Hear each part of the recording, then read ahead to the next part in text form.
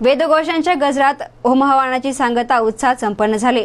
पाथर्डे येथील मोठा गडावर मोठा देवीची महाआरती होऊन प्रधान जिल्हा न्यायाधीश आणि सत्र न्यायाधीश श्रीकांत कुलकर्णी यांनी सपत्नीक होमहवनास प्रारंभ केला।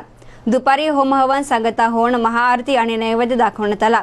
होमहवनाच्या दर्शनासाठी भाविकांची गर्दी झाली होती। देवस्थानच्या चेअरमन तथा जिल्हा न्यायाधीश सुवर्णा केवले, विश्वस्त तथा जीवानी न्यायाधीश शिवाजीराव केकन, विश्वस्त रामकिसन फुंदे, नामदेव गरड, ॲडव्होकेट अशोक पाटील, शुभांगी खाडे आदी मान्यवर या प्रसंगी हजर होते।